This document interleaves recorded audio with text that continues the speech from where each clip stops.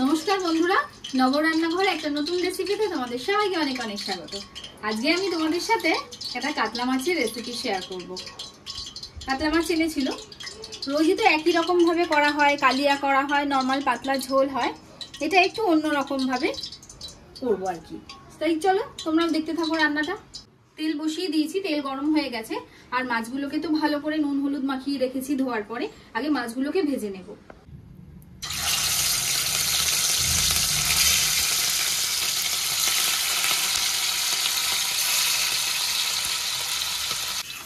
একদিকটা ভাজা হয়ে গেছে, আরেক পাশটা উল্টে নিই ভালো করে।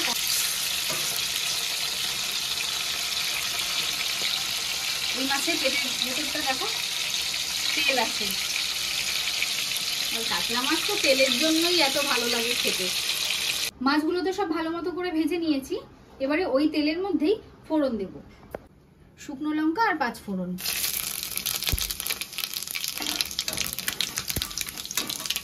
এবারে দিয়ে দিচ্ছি স্লাইস করে কেটে রাখা পেঁয়াজ। পেঁয়াজটা কিন্তু একদম ভালো মতো করে ভাজতে হবে, লাল লাল করে। যতক্ষণ পেঁয়াজটা ভাজা হচ্ছে একটা মশলা বেটে নেব। তার জন্য কি নিয়েছি দেখো, নিয়েছি গোটা জিরে, বেশ 5-7টা রসুনের কোয়া, একটা শুকনো লঙ্কা। আমি শুকনো লঙ্কা একটাই বড় নিয়েছি, তোমরা যদি কেউ বেশি ঝাল খাও তাহলে সেক্ষেত্রে 2 বা 3টে নিতে পারো। এটাকে আগে বেটে নিই, ভালো করে মিহি করে বাটতে হবে। পেঁয়াজ ভালো করে ভাজা হয়ে গেছে, এবারে স্লাইস করে কেটে রাখা টমেটোটা দিয়ে দিচ্ছি।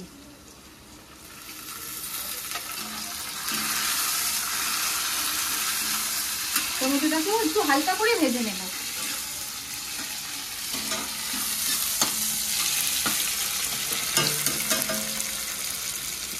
এবারে দিয়ে দেব নুন, হলুদ গুঁড়ো, কাশ্মীরি লঙ্কার গুঁড়ো আর সামান্য একটু চিনি।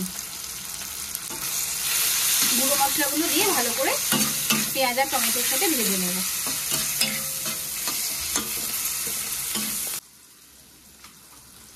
জিরে, শুকনো লঙ্কা আর রসুনটা আমি মিহি করে বেটে নিয়েছি।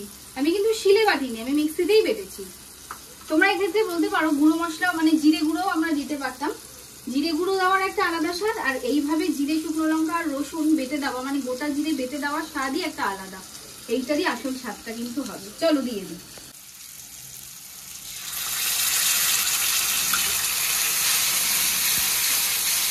ভালো করে কষিয়ে নেব।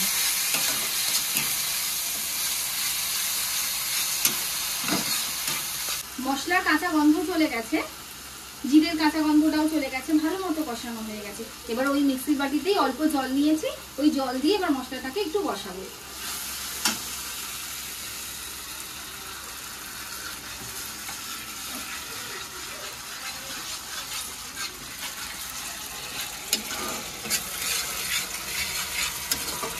আর ফোড়নে 5 ফোড়ন দেওয়ার জন্য না, এই মাছের স্বাদটা আরো যেন বেরিয়ে আসে। মশলা ভালো মতো তৈরি হয়ে গেছে, দেখো ওপর থেকে কিন্তু সাইড থেকে ওপর থেকে পুরো তেল ছেড়ে দিয়েছে। দেখছো কি সুন্দর তেল ছেড়ে দিয়েছে। এবার ঝোলের জন্য প্রয়োজন মতন জল দিয়ে দেবো।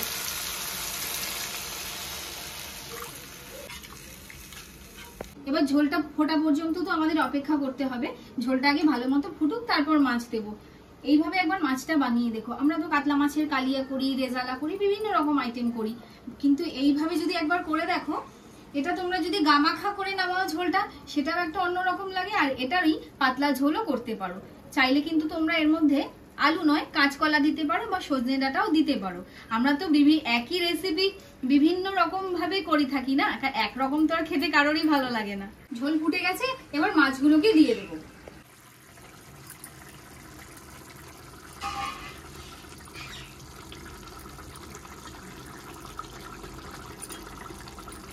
ওপর থেকে 2টো চেরা কাঁচা লঙ্কাও দিয়ে দিলাম।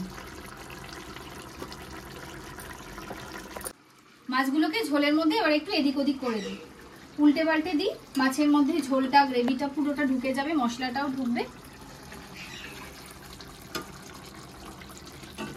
এবারে শুধু মাছটা সেদ্ধ হওয়া পর্যন্ত আমাদের অপেক্ষা করতে হবে। মাছ কিন্তু একদম কমপ্লিট রান্না। এবার গ্যাসের ফ্লেমটা অফ করি। আর এবারে যেটা রোজ করি আর কি, 2 মিনিট অপেক্ষা করে তারপরে সার্ভ করব। এভাবে কিন্তু তোমরা অবশ্যই একদিন বানাবে আর আমাকে কমেন্টে জানাবে যে রেসিপিটা কিরকম লাগলো, আর খাওয়ার পর বলবে যে কেমন ভালো খেলে। অবশ্যই ট্রাই করো।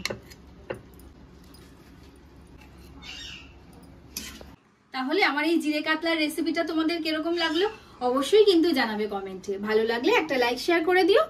তো সবাই খেতে থাকো আর খাওয়াতে থাকো আর আমার এই রেসিপির ভিডিওগুলো দেখতে থাকো। তো চলো আজকের মতো টাটা, দেখা হচ্ছে অন্য একটা রেসিপির সাথে অন্য আরেকদিন।